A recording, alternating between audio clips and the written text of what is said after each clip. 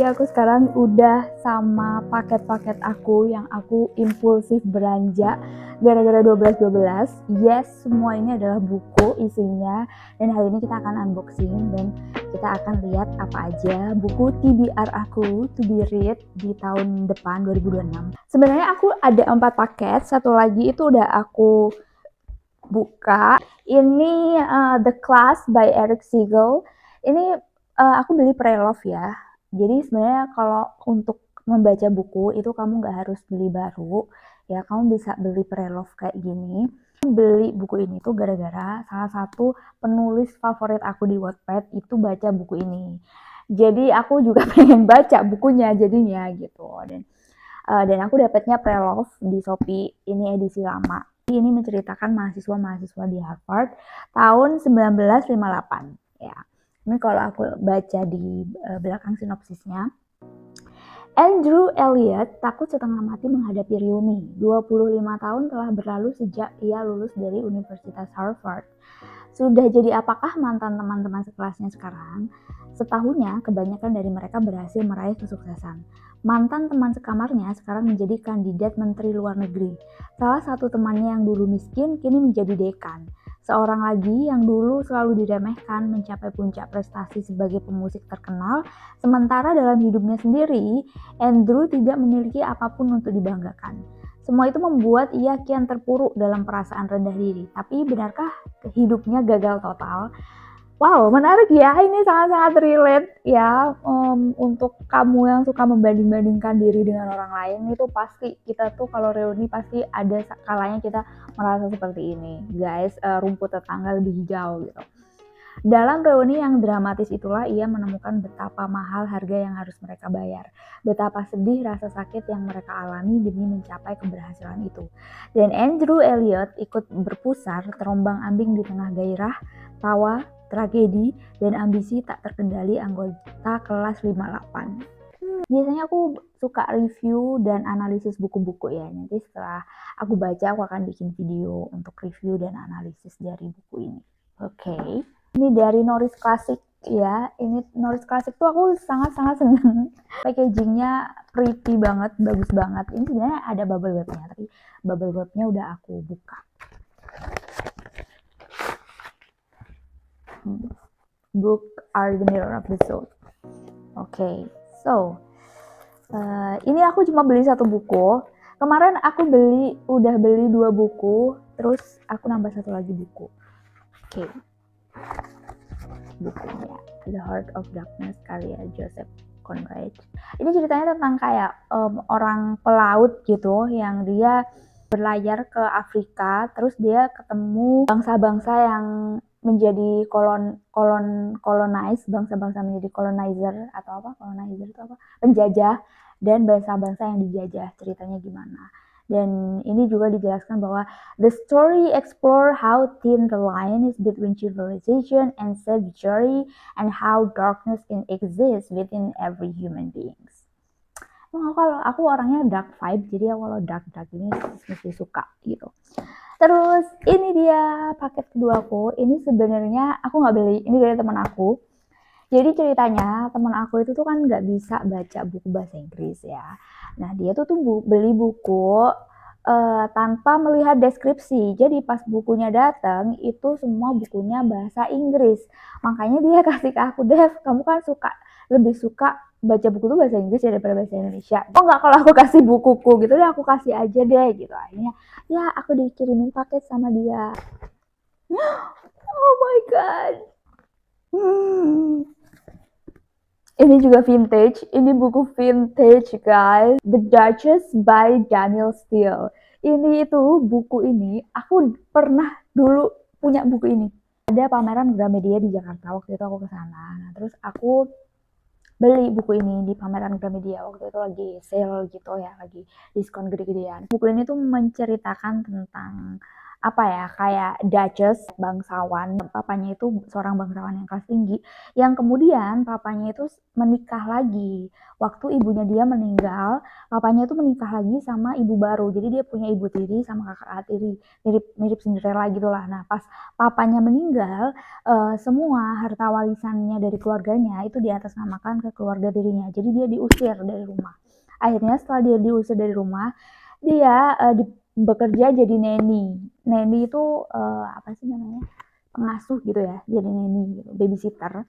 Nah, terus dari babysitter itu dia akhirnya kayak bisa membuka bisnis kayak gitu. Pokoknya ini tuh ceritanya tentang the power of what you have in within. Jadi nggak peduli kamu tuh di luar circumstances, kamu tuh di luar hal-hal yang terjadi di luar kamu itu nggak akan mempengaruhi kamu ketika dalam kamu ini tuh kuat gitu. Kamu yang tadinya bangsawan bla bla bla, akhirnya kamu jadi rakyat jelata, dan padanya dia bangkit lagi karena dia punya power di dalam dirinya gitu. Jadi dia punya strength di dalam dirinya yang membuat dia akhirnya bangkit. Tanpa orang tuaku, tanpa heritage, tanpa warisan orang tuaku dan lain-lain, aku tuh masih bisa hidup kok. Aku bisa hidup dan aku bisa mendapatkan kembali kehormatan gitu. Meskipun harta benda aku itu dicuri sama orang lain gitu. Buku ini bagus banget.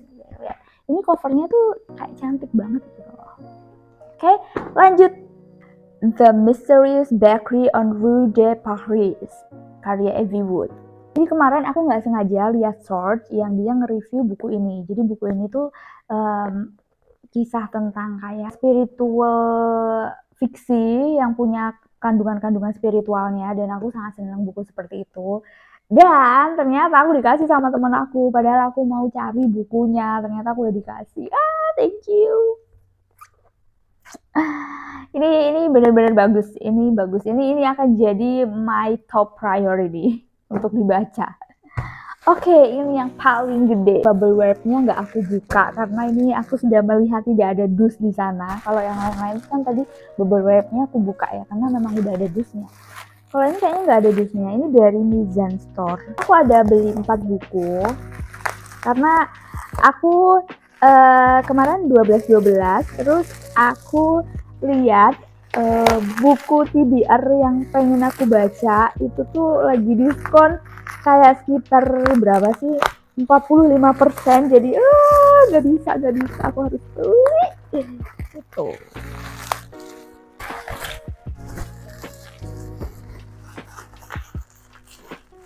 Kok gak bunyi?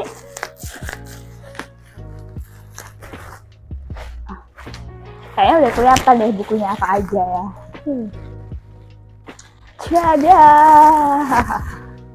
Yes, ini 4 buku yang warnanya cantik-cantik banget, biru-biru ya. Ini dia buku yang aku mau beli dan lagi diskon, itu the Count of Monte Cristo by Alexander Dumas. Gila, aku dapat buku ini cuma 60.000.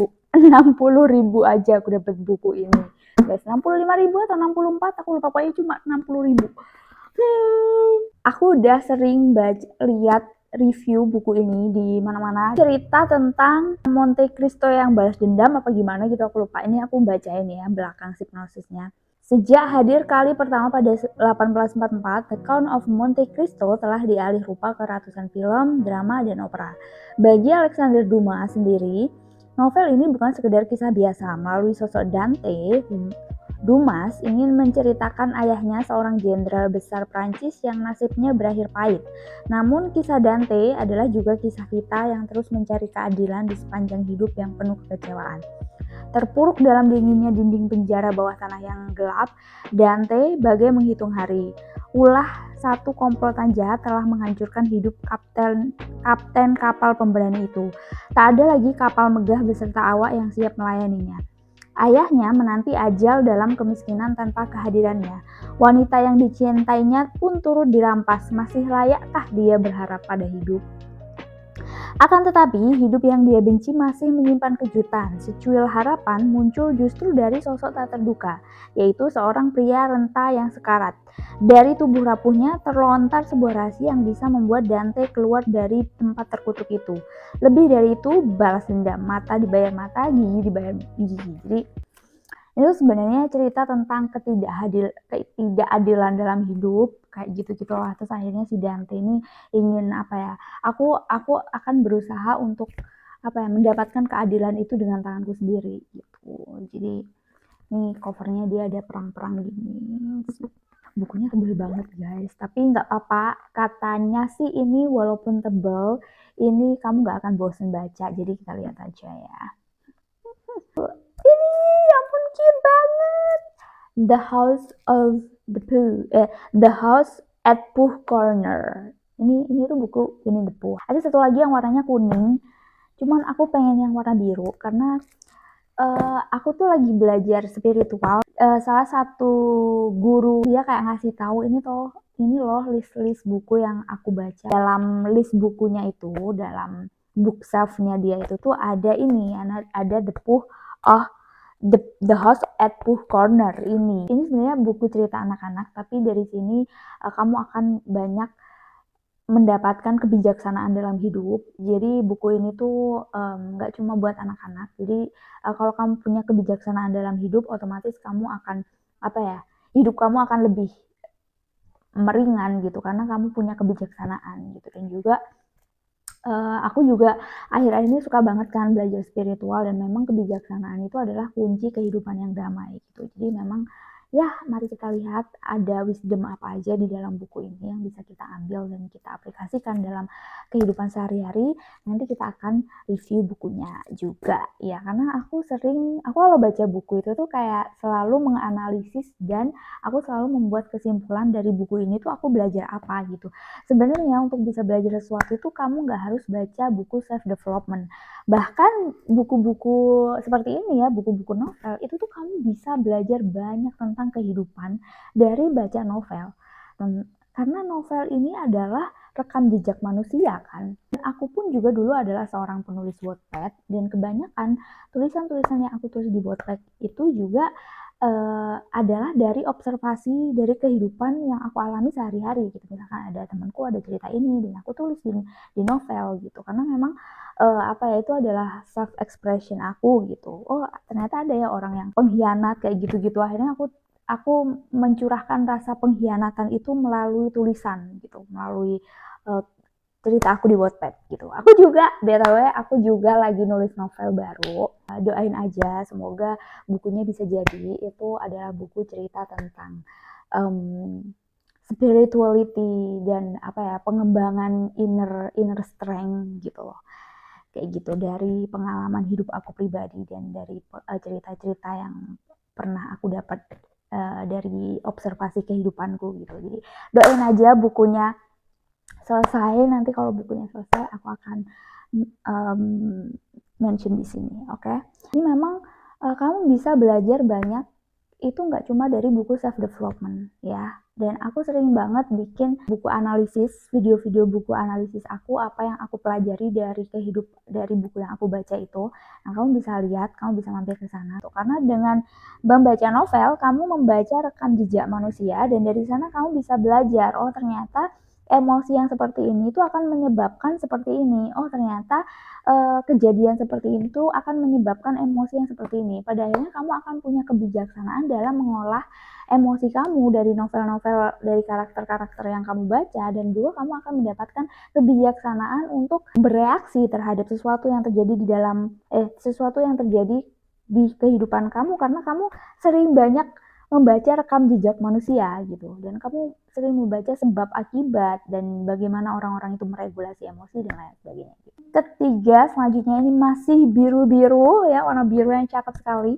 Ini buku ini tuh lagi viral guys, BTW, The Chibineko Kitchen by Yuta Takashi. Jadi kenapa aku beli buku ini? Karena estetik sebenarnya. Ini tuh mungkin bisa jadi kalau aku baca buku ini pasti agak lebih ringan, karena aku suka novel-novel yang berat ya, karena aku pecinta klasik, jadi aku biasanya baca novel itu yang cenderung berat. Kayaknya novel ini akan ringan buat aku, tapi buku ini tuh estetik karena lihat deh, ini tuh gambarnya biru-biru. Terus ini aku mau buka aja ya. Ya aku beli buku ini karena estetik aja. Ini aku buka deh.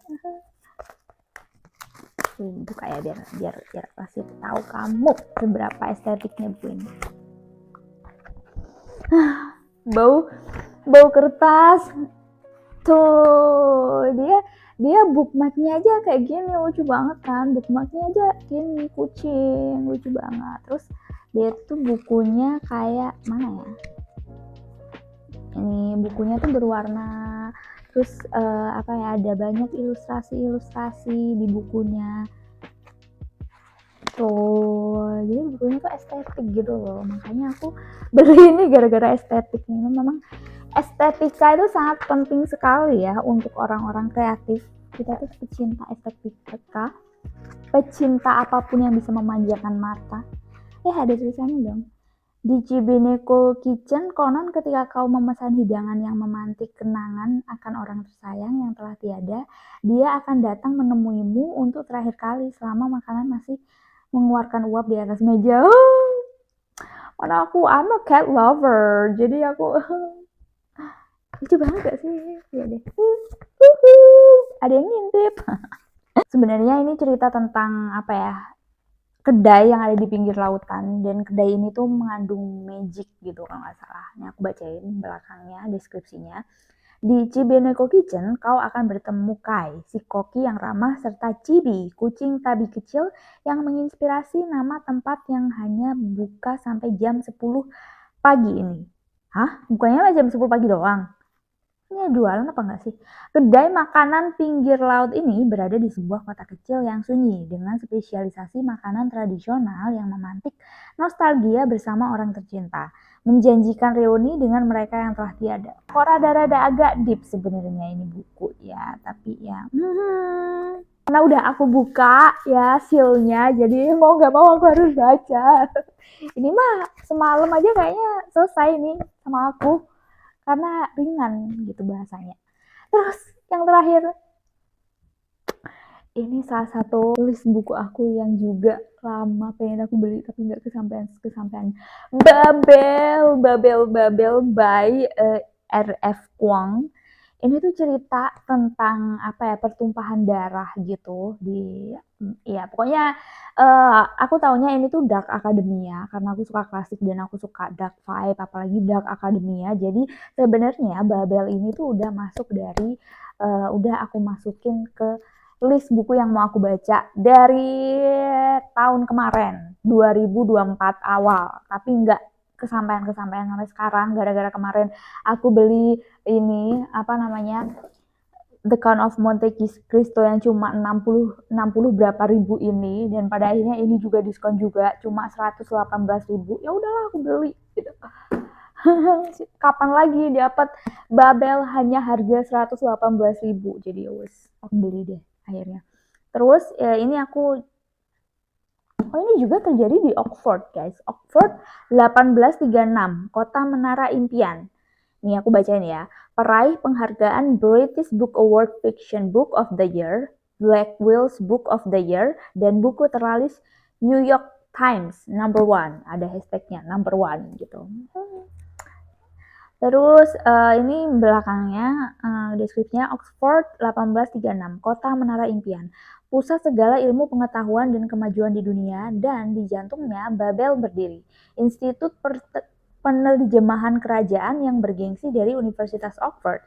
Menara yang mengalirkan kekuasaan ke seantero imperium Robin Swift, anak yatim piatu dari Kanton, diboyong ke Inggris oleh seorang wali misterius, menganggap Babel sebagai surga, hingga menara itu menjelma penjara. Namun, mampukah seorang mahasiswa melawan sebuah imperium? Untuk para penggemar Philip Pullman, The Times, karya yang digarap dengan fantastis, menyentuh dan menggugah di setiap keelokan cerita dan akhir yang menggemparkan. Kayaknya akan aku baca yang pertama kali tentu dong ini yang udah aku buka sealnya. BTW, hari ini aku ada meeting guys, hari ini aku ada Zoom meeting, jadi aku mau keluar buat meeting karena di rumah biasanya wifi aku kedip-kedip, jadi aku mau WFC aja, work from cafe. Terus aku akan baca buku ini nanti untuk dibaca-baca di sana sambil nunggu karena meetingku masih jam 3 sore dan ini masih jam berapa? Ini masih jam 1, jadi aku masih ada waktu buat nongki-nongki di cafe cantik yang cozy dan sambil baca buku. Jadi oke, kita nanti baca buku di sana aja ya. tada, jadi ini semua book haul aku untuk jadi TBR tahun depan. Totalnya ada 1, 2, 3, 4, 5, 6, 7. Oh, satu lagi deh, ketinggalan noris klasik. 8. Totalnya ada 8 buku ya, doain aja aku ada mood untuk baca ini karena biasanya aku kalau udah baca buku tuh biasanya mood-moodan. Nanti kita juga bisa review bukunya bareng-bareng apa yang aku pelajari dari sini gitu.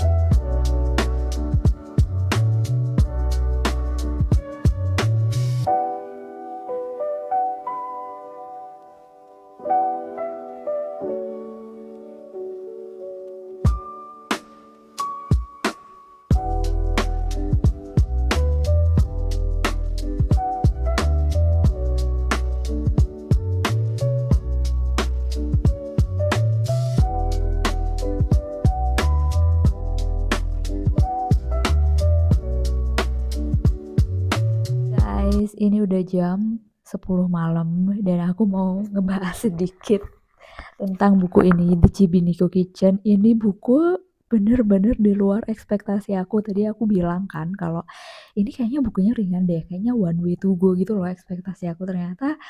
Eh, ternyata enggak, ternyata buku ini tuh maknanya dalam banget. Kayak aku tuh baca buku ini kayak seolah-olah aku baca bukunya Franz Kafka gitu loh, yang sebenarnya ceritanya hanya cerita sederhana tapi maknanya tuh dalam gitu. Dan buku ini sangat menarik ya, karena kayak aku baru selesai satu bab, baru di halaman 80, ini masuk ke bab kedua, dan setiap babnya itu tuh kayak ada ilustrasinya gitu.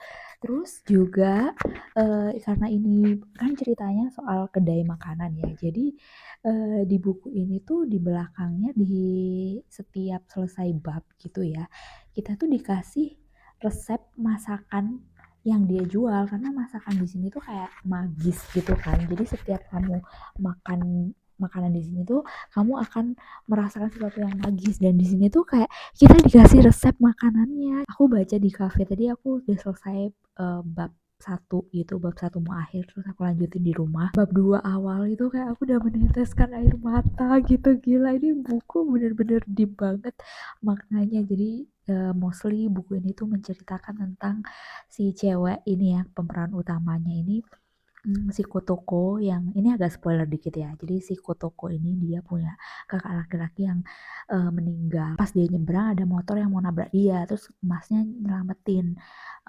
dorong dia gitu kakaknya. Akhirnya yang meninggal kakaknya, dan di situ si Kotoko ini kayak merasa bersalah banget gitu. Di sini aku agak anonet sedikit. Ini udah aku kasih note. Di sini aku bilang, ketika kamu merasa bersalah dengan seseorang, untuk melepas penderitaan batin itu lakukan hal yang dilakukan Kotoko gitu. Jadi di buku ini itu sebenarnya kisah tentang seseorang, how to deal with grief, with guilty, with sadness gitu. Oke, aku mau ngelanjutin ini besok. Pokoknya video ini maknanya deep banget guys, aku nggak bisa, ini harus ada satu episode ngebahas khusus buku ini. Jadi, ya itu aja video aku hari ini. Semoga video ini cukup menghibur, dan see you di next video, karena video selanjutnya kita akan ngebahas tentang hal-hal yang sangat deep, lebih detail lagi tentang buku ini. Semoga ini bisa menghibur kamu. See you di video aku selanjutnya. Bye.